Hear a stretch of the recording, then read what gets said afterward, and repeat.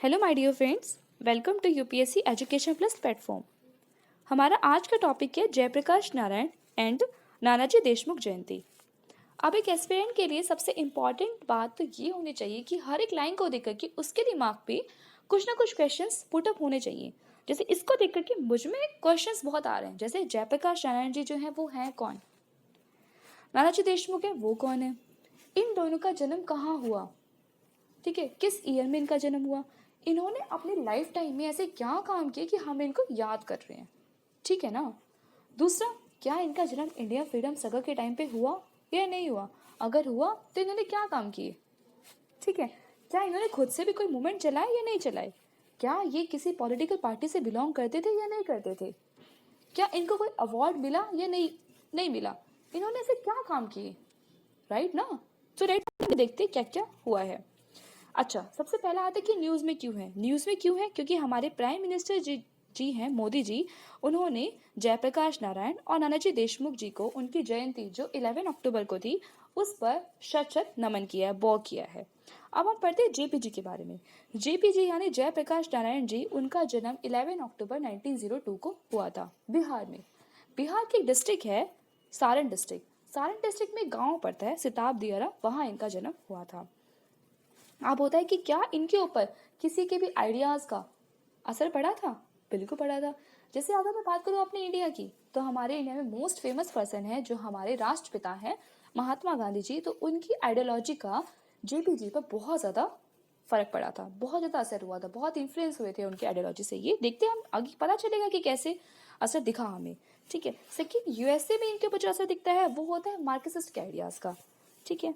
आगे हम देखते हैं ये हमारे जेपी जी ऐसे दिखते थे। नेक्स्ट मैंने बोला कि इन्होंने फ्रीडम स्ट्रगल में पार्टिसिपेट किया या नहीं किया, बिल्कुल कंट्रीब्यूट किया।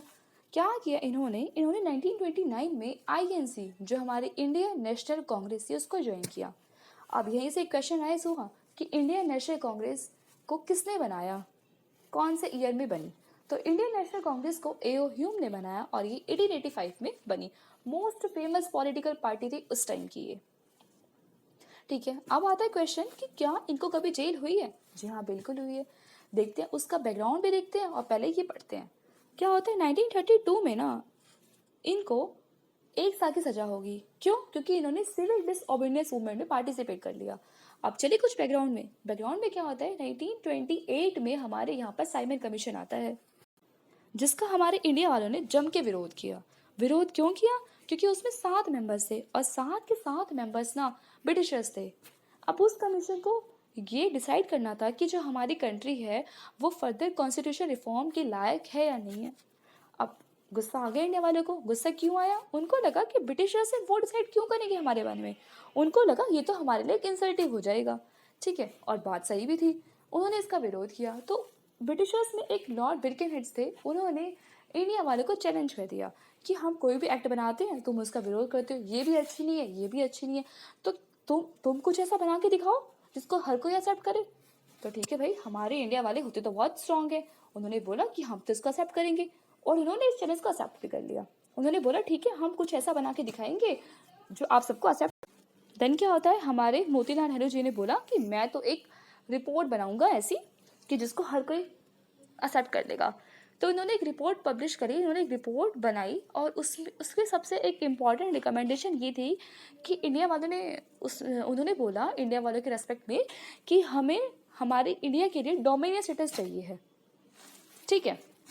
बोलते हैं ठीक है जी, लेकिन ये वाली जो बात थी ना वो जवाहरलाल नेहरू जी को बिल्कुल पसंद नहीं आई। उन्होंने बोला कि हमें डोमिनियन स्टेटस नहीं चाहिए, हमें तो कंप्लीट इंडिपेंडेंस चाहिए है, ठीक है। देन क्या होता है, देन उन्होंने बोला कि ठीक है, हम दिसंबर का अपना 1928 में जो उनका कांग्रेस का सेशन होता है कलकत्ता वाला, उन्होंने बोला कि ठीक है, हम अपने ब्रिटिश गवर्नमेंट को 1 साल का समय देते हैं।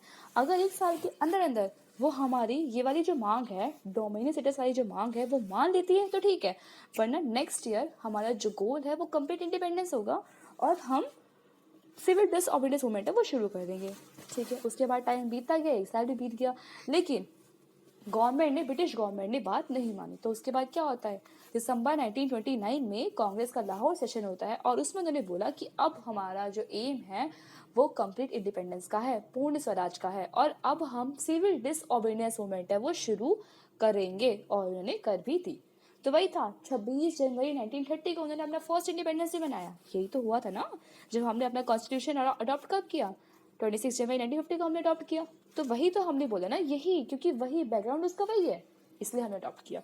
तो ठीक है, यही सिविल डिसओबीडियंस मूवमेंट में हमारे जो जेपी जी थे उनको 1 साल की सजा हुई। उसके बाद क्या होता है, वर्ल्ड वॉर 2 शुरू हुआ। वर्ल्ड वॉर 1 में हमने क्या किया था, हमने फेस किए थे वर्ल्ड वॉर के कुछ ना कुछ नेगेटिव इम्पैक्ट। तो जेपी जी ने बोला कि वर्ल्ड वॉर 2 जो होगा ना, उसमें हमारे इंडिया वाले पार्टिसिपेट नहीं करेंगे। तो यही हुआ, ब्रिटिशर्स को गुस्सा आया, उन्होंने उसको बोला कि ये जो इंसान है वो तो सेडिशन कर रहा है, देशद्रोही इंसान है, इसको तो जेल में डालो। तो वही डाल दिया। 1939 में क्या किया, उनको जेल में डाल दिया गया, लेकिन वो भाग गए। उसके बाद क्या होता है, 1934 में जाकर के इन्होंने एक कांग्रेस सोशलिस्ट पार्टी बनाई। जो कांग्रेस सोशलिस्ट पार्टी थी वो कांग्रेस पार्टी की एक लेफ्ट विंग थी। अब यही अगेन क्वेश्चनाइज हुआ।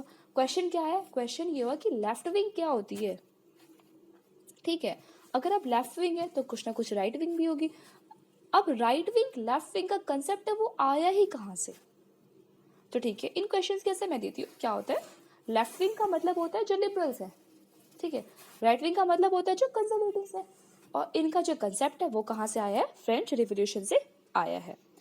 अच्छा, पोस्ट इंडिपेंडेंस में इन्होंने क्या क्या किया बताती हूँ। 1947 में हमारा जो देश है वो आज़ाद हो जाता है, और हमारे इंडिया के 2 टुकड़े हो गए, इंडिया और पाकिस्तान।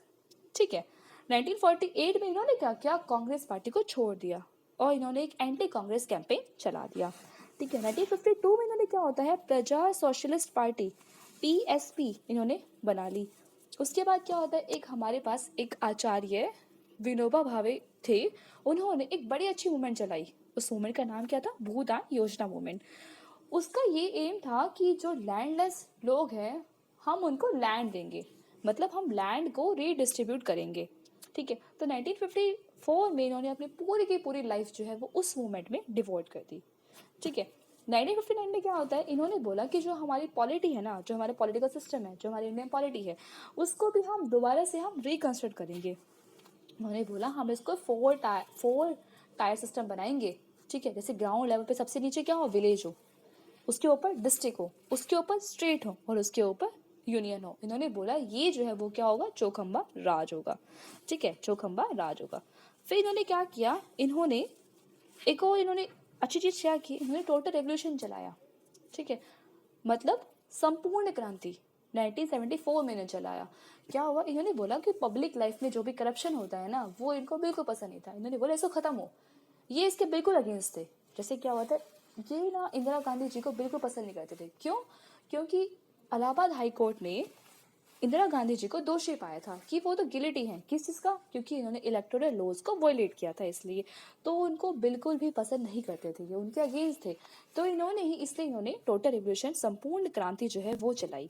अच्छा, अब कुछ ना कुछ पढ़ते हैं, टोटल रिवोल्यूशन के फीचर्स क्या क्या थे। टोटल रिवोल्यूशन के 7 फीचर्स थे। जैसे पहला, पॉलिटिकल में भी कहाँ कहाँ किस किस फील्ड में हम चलाएंगे, पॉलिटिकल में भी चलाएंगे, सोशल में, इकोनॉमिक में, कल्चरल में, आइडियोलॉजिकल और इंटेलेक्चुअल में, एजुकेशन में और स्पिरिचुअल में। ठीक है, अब बात आती है कि इन फील्ड्स में हम चलाएंगे ये वाला। अब आते हैं इसका ऑब्जेक्टिव क्या था यार, क्या इसका ऑब्जेक्टिव था, है ना। तो इसका ऑब्जेक्टिव था कि जो भी हमारी सोसाइटी है उसको हमें प्रोग्रेस करना है। ठीक है, अच्छा, यहाँ पे मैंने बोला था कि ये जो हमारे जेपी जी जो थे वो गांधी जी की आइडियोलॉजी से बहुत इफेक्ट थे। तो यहीं पर उन्होंने गांधी जी की आइडियोलॉजी यूज की, क्या, सर्वोदय, सभी का उदय हो, हर किसी की प्रोग्रेस हो, मुझे ये वाला संपूर्ण क्रांति का कंसेप्ट उन्होंने यूज किया। ठीक है, अब मैंने बोला इनको अवार्ड मिले, जी हाँ बिल्कुल अवार्ड मिले। इनको अवार्ड मिले अपने मरने के बाद, पोस्ट ह्यूमसली इनको अवार्ड मिलते हैं, और वो भी बहुत ज़्यादा हाईएस्ट सिविलियन अवार्ड मिला इनको, भारत रत्न। ठीक है, कब मिला, 1999 में। क्यों मिला, क्योंकि एक तो उन्होंने फ्रीडम स्ट्रगल में अपना इतना अच्छा कंट्रीब्यूशन दिया, पहली बात। दूसरी बात, उन्होंने जो पुअर और जो डाउन टोडन लोग थे उनके अपलिफ्टमेंट के लिए भी उन्होंने काफ़ी सारे कार्य किए, इसलिए इनको अवार्ड तो मिलना चाहिए था। नेक्स्ट पर्सन थे हमारे पास नानाजी देशमुख। नानाजी देशमुख जी का जन्म होता है 11 अक्टूबर 1916 को। कहाँ होता है, महाराष्ट्र के हिंगोली डिस्ट्रिक्ट में होता है। अच्छा, इन पे भी किसी इंसान का फर्क पड़ा, बिल्कुल फर्क पड़ा।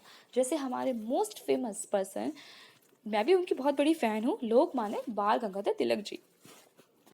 और नेशनलिस्ट आइडियोलॉजी का इन पे ऊपर बहुत ज़्यादा इन्फ्लुएंस पड़ा। अच्छा, लोकमान्य बाल गंगाधर तिलक आए हैं तो कुछ ना कुछ उनके बारे में पढ़ लेते हैं। तिलक जी जो थे उन्होंने बहुत अच्छे अच्छे काम किए, जैसे गणपति फेस्टिवल इन्होंने शुरू किया, शिवाजी फेस्टिवल इन्होंने शुरू किया, ठीक है। उसके बाद लेकिन इनकी डेथ जो है वो 1 अगस्त 1920 को इनकी डेथ हो जाती है, और जो सीरियसली बहुत हमारी कंट्री के लिए बहुत नुकसान भी था उस टाइम पर, लेकिन ठीक है। अच्छा, इन्होंने क्या किया, जो हमारे नानाजी देशमुख जी जो थे वो आरएसएस, राष्ट्रीय स्वयं सेवा संघ, जो आरएसएस है उसके लीडर भी थे, ठीक है। अब यहाँ से क्वेश्चन अराइज हुआ कि आरएसएस है उसको बनाया किसने, उसके फाउंडिंग जो पर्सन थे वो कौन थे। इसके फाउंडिंग पर्सन थे डॉक्टर केशव बलिराम हैजवार, ठीक है। अब आया कि ये कौन थे, डॉक्टर केशव बलिराम हैजवार जो थे, नाम से पता चल रहा है कि डॉक्टर थे। ये जो डॉक्टर, ये ब्रिटिश इंडिया के नागपुर के डॉक्टर थे, ठीक है। ये हमारे देशमुख साहब जी हैं। अच्छा, अब इन्होंने पार्टिसिपेशन कुछ किया, बिल्कुल पार्टिसिपेशन किया। मैंने अभी बताया था जो हमारे जेपी जी जो थे उन्होंने आचार्य विनोबा भावे की जो मूवमेंट थी भूदान योजना, उसमें पार्टिसिपेट किया था, तो इन्होंने भी उसमें बहुत सक्रियता से बहुत एक्टिव होकर के उस मूवमेंट में इन्होंने पार्टिसिपेशन किया। मैंने एक और बात बताई थी कि जो जेपी जी जो थे उन्होंने टोटल रेवोल्यूशन में पार्टिसिपेशन किया था, इनफैक्ट उसको स्टार्ट ही उन्होंने किया था, ठीक है। तो मैं बोलूँगी जो मेन फोर्स थी टोटल रिवोल्यूशन के पीछे, जो मेन फोर्स थी वो हमारे देशमुख साहब जी थे, ठीक है। उसके बाद उन्होंने क्या क्या किया, इन्होंने ये चाहते थे कि एजुकेशन में भी रिफॉर्म हो, हेल्थ में भी रिफॉर्म हो, और रूरल जो एरियाज़ हैं वो सेल्फ रिलायंस बने, वो आत्मनिर्भर बने, ठीक है। तो इन्होंने क्या किया, इन्होंने चित्रकूट ग्रामोदय विश्वविद्यालय बना दिया, ठीक है। ये पहली इंडिया की रूरल यूनिवर्सिटी थी, और इसके वाइस चांसलर, जो फर्स्ट वाइस चांसलर जो थे वो भी देशमुख जी ही बने। इन्होंने एंटी पॉवर्टी के टुवर्ड्स भी बहुत ज़्यादा अच्छे अच्छे काम किए। आगे देखते हैं, इन्होंने क्या किया, जो जनता पार्टी है उसको बनाने वालों में से ये एक थे, ठीक है। अच्छा, अब हमारे यूपी में क्या है, यूपी में एक हमारी लोकसभा की कॉन्स्टिट्यूएंसी है बलरामपुर, ठीक है। 1977 में वहाँ पे लोकसभा इलेक्शंस हुए, और उसमें वहाँ इस कॉन्स्टिट्यूएंसी से देशमुख जी जीते। नेक्स्ट क्या होता है, 1999 में इन्होंने राज्यसभा के मेंबर के लिए भी नॉमिनेट हुए। क्या फिर एक और हमारी कंट्री के लिए बहुत दुख होता है, दुख की स्थिति आती है, वो कब आती है, 27 फरवरी 2010 को इनकी डेथ हो जाती है, ठीक है। अब इनको हम देखते हैं इनको अवार्ड क्या मिले, इनको पद्म विभूषण अवार्ड मिलता है 1999 में, तो ठीक है ना, ये तो इनको जीते जी अवार्ड मिला, तो ये बहुत अच्छी उपलब्धि थी उनको, ठीक है। 2019 में क्या होता है, हमारे प्रेसिडेंट ऑफ इंडिया जो मिस्टर रामनाथ कोविंद जी हैं, उन्होंने रामनाथ कोविंद जी ने इनको भारत रत्न दिया 2019 में, लेकिन वो इनको कब मिला, पोस्ट ह्यूमसली मिला, मरने के बाद मिला। क्यों मिला, क्योंकि नेशन के रिगार्डिंग उन्हें जो अपनी सर्विसेज दी हैं उसके लिए इनको मिला। Thank you all of you.